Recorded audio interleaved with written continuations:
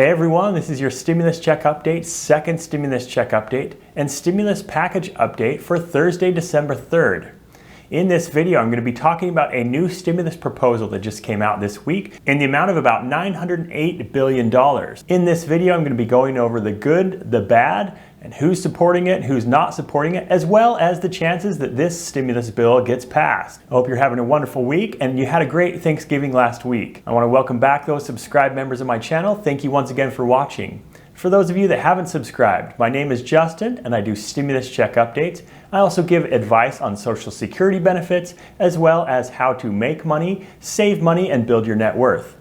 If any of those topics interest you, be sure to subscribe to my channel and hit the notification bell, and be sure to hit the like button if you find this content helpful. So a bipartisan stimulus proposal was proposed earlier this week. It was proposed by a bunch of senators, both Democrats and Republicans. Some of the main supporters of this bill include, on the Republican side, Susan Collins from Maine and Mitt Romney from Utah. On the Democrat side, it includes Joe Manchin and Mark Warner. There are also some members of the Problem Solvers Caucus that also are supporting this bill as well. Like I was saying, the total price tag for this bill would be about $908 billion. The $908 billion falls between what Nancy Pelosi was previously asking for at about $2.2 trillion for the next stimulus plan, and what Mitch McConnell has been asking for of $500 billion for the next stimulus plan. However, yesterday, Nancy Pelosi and Chuck Schumer both came out in support of this bill, or at least saying this is a good starting point for negotiations. And that's really a huge change from what Nancy Pelosi has been saying all along.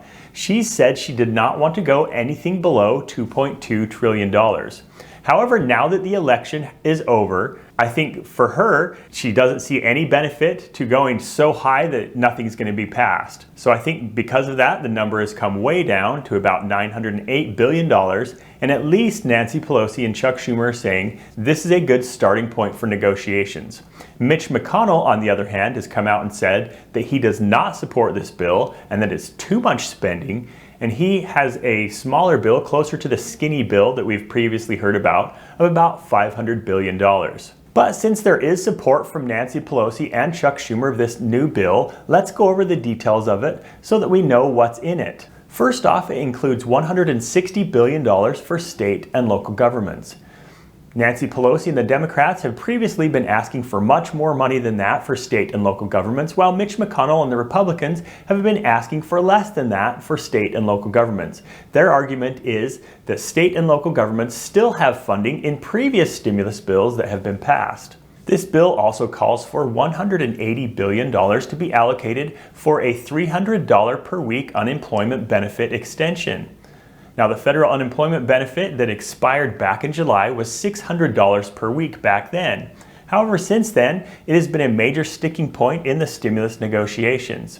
But this bill proposes $300 per week until the end of March. This bill also includes $288 billion for small business relief. Many small businesses have been hit very hard because of the pandemic and, of course, because of the lockdowns. Both sides, the Democrats and Republicans, have supported giving more money to small businesses to help them out during this difficult time. So that $288 billion would go towards paycheck protection funding, EIDL loans, as well as other provisions for small businesses to help them out. Most likely, that's not going to be a huge sticking point, as both sides do support more money for small businesses. This bill also includes $45 billion for transportation, and that includes airlines, airports, as well as other transportation industries such as buses and Amtrak trains, as well as others. The transportation industry is another industry that has been hit especially hard during the pandemic.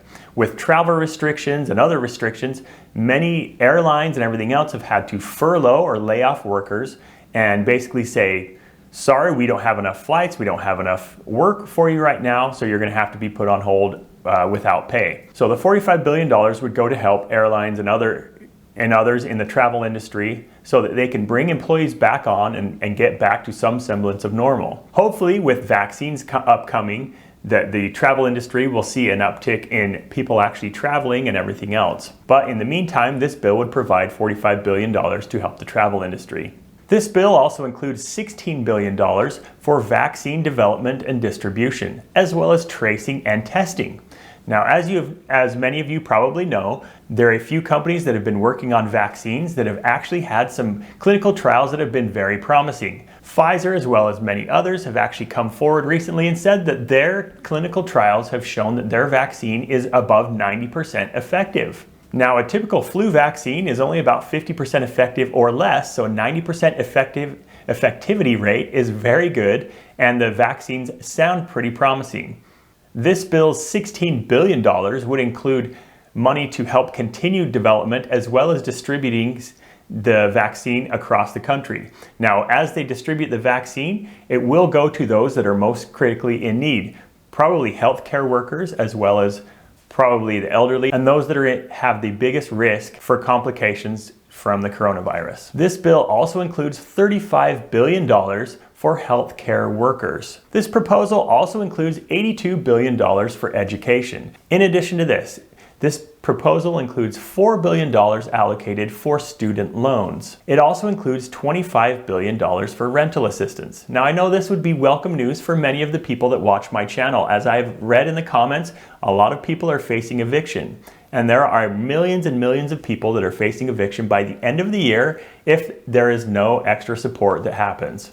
So $25 billion for rental assistance would be great news. In addition to this bill would provide $10 billion for the United States Postal Service.